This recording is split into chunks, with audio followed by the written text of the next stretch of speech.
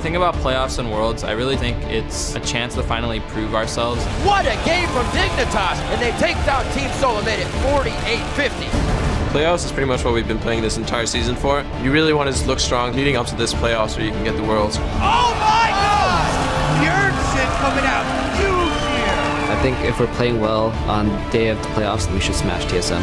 Oh my God, will they get Bjornsson? Yes, they will. 2 kills picked up on the turnaround. I want to be the Team Dignitas that goes strong and feeling confident and ready to win. Dignitas to take the match. What a game from Dig. We're all in already, like, we got nothing to hide.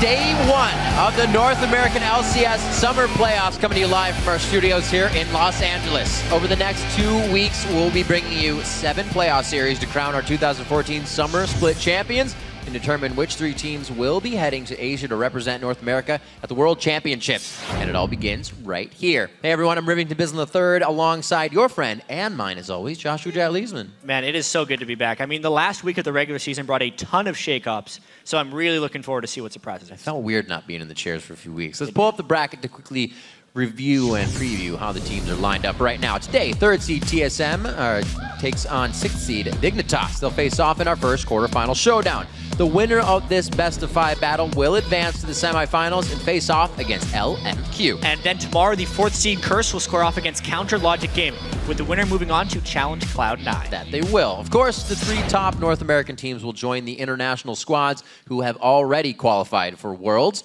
starting with Alliance, Fnatic, and SK Gaming from the European League. And then from the GPL, it's the Taipei Assassins and Samsung Blue from Korea. And taking one of the 2 international wildcard spots already is Turkey's Dark Passage. That's right. Make sure to head over to lolesports.com to get the full schedule rundown, as well as vote for who you think will win their matches. As always, you can also bone up on your international league knowledge as we gear up for the 2014 World Championships. And a quick program reminder, just to put more on your minds. Yeah. The LCS TV Roku channel has gone live, so now you can get all the VODs and esports action from the NA and EU LCS all the way through Worlds beamed directly to your TV set, of course, if you have a Roku box. That's right. It's crazy because then your parents go on Facebook and you're like, my kids are on TV, and you're like, not really on TV. But then everybody's like, what do you do on TV? You're like, well, I guess I broadcast video games. There you go. And then you have to describe that to them. But you guys know what it's all about. It's about huge camaraderie, fun, our playoffs right now and around the world. And this is going to be for the next 6 weeks after PAX, going across several countries and well, not several countries, but really across several places. We broadcast in so many different languages when we make it to Worlds. But something, as far as making it to Worlds, this game right here, something that was a big surprise was Dignitas elected to go red side in both of their choices. So every single match in this best-of-5 will be TSM on blue and Dig on red. We will get to that later. Already the crazy stuff. So to preview today's action, we're going to go ahead and send it over to the guys at the analyst desk. Thanks, Riv. I'm here with Sam, Kobe, Hartman, Kensler. We'll be joined by some special guests in just a few moments, but first, we want to set the stage by taking a closer look at this storied rivalry, both then and now. So this is the last time we played TSM, if I can remember correctly. That was when we played TSM in the finals of PAX. Back in 2012, TSM was fairly dominant at the time in the NA scene. We were a completely different team back then. No team basically could stop us. We won basically every LAN. Chaos was on my team, X-Special, me, Dyrus, and Odd One. Back then the team was Skara, Cutie Pie, Sam AD carry. I was playing top lane. And our jungler was I Will Dominate, and our support was Fatoy. It was like a ragtag bunch, just like, we kind of just ran around and killed stuff and then hoped to God that we won games. And I mean, it worked out because we made it to finals. At the time, the hype for the match was, Dig's gonna win because TSM had trouble with Curse. We only 2-1 them. So basically everyone was against us and we just wanted to prove them wrong. Team Solomid pulling out game 1 in the grand final. We went in with a plan, but we just weren't prepared to take an extended series. Long story short, we just 2-0'd them. After they lost, they were like making excuses about losing. Oh, we lost today because we weren't prepared. That's like the ultimate excuse. Like everyone says that in esports. We didn't prepare. We weren't winning against anyone today. We played Curse today, we got 2-0. I've never ever heard a team say like, okay, they're better than me, they just played better than us. So I was pretty annoyed, and so when I got interviewed, you know, I wanted to make fun of them. And I did make fun of them. We're really excited that we stomped Dignitas in the finals. It was the easiest finals of our lives. That caused a bunch of controversy as well. Like, we weren't planning to say that, but it just what happens. Back then the scene was just overall a lot less structured. You know, we didn't have coaches, we didn't have analysts. Now League is so team-based that it's really hard for one man to carry. You have to work as a team, and if one person's slacking off, then you'll probably lose. I think me and Shifter joining Dignitas was a pretty big change, but I think the biggest thing was kind of like a different take on the game and a new like perspective. Like, we're gonna be even more serious. You get to see how important it is to be a team, how important it is to have teamwork and see the game as to know you're not just an individual. You're not gonna win it solo. Like, you need to use your teammates and vice versa to be able to win. Our draft phase has definitely matured. Our players also have matured as well. And just the way we think about winning and the way we think about playing the game is much different. The biggest core that's changed is Reginald. When Reginald stepped out, Bjergsen became the new core. When I came in, I wasn't anywhere near Reggie's level of like shot calling. He was a big voice in the team. I kind of had to step up and be more of a leader in Champion Select before the game, shot caller in the games, trying to lead the team as much as I can. We're basically in a position where we have to make our own name, and now is basically the time for us to do so. I'm pretty excited to play against TSM, and I don't know how they've been doing, but I feel like we've improved vastly from last time we played. I'm like itching to play right now because I don't want to wait, and like that match is pretty big. It's like who goes to the semifinals. Everyone on the team is confident that we can win and go to Worlds. I'm confident we can win and go to Worlds. Right now, we've really come to terms with what we have to do, how the game should be played. We also have to prove that we're worthy of the TSM brand.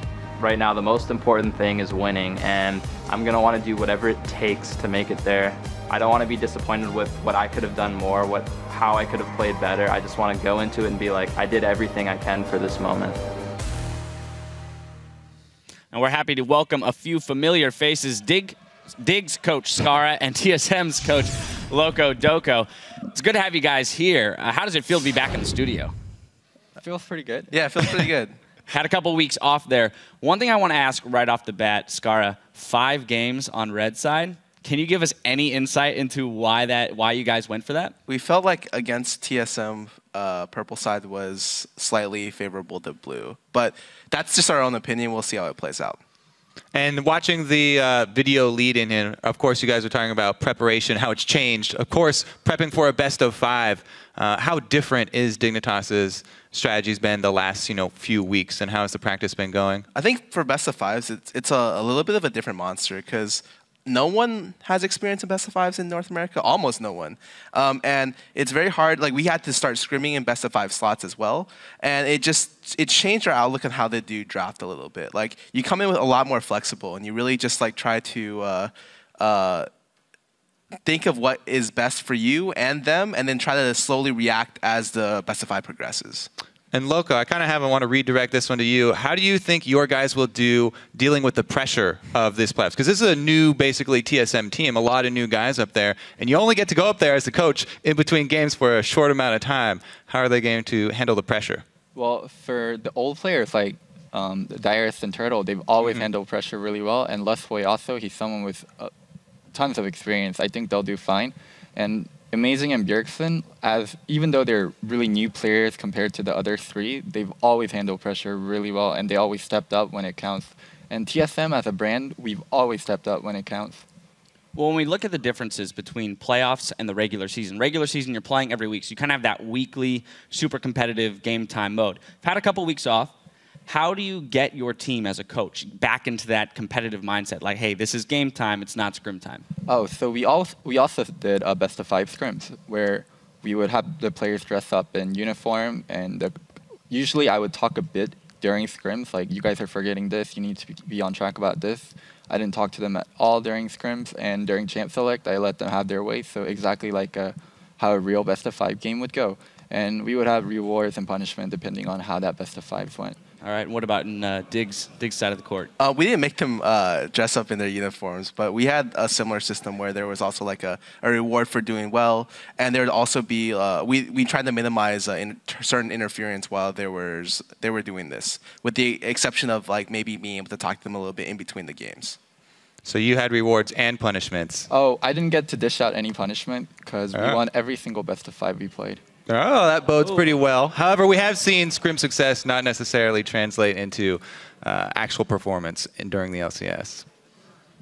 All right. Well, that's about all the time we have there for questions. we're gonna jump right over there. So we are gonna ask a Twitter question though, and what we want to ask on Twitter today is which NALCS player would you most like to see on the world stage and why? And guys, I'm gonna throw this to you first. Which player on your team are you most excited about having the opportunity to play on the world stage? Can I choose 2?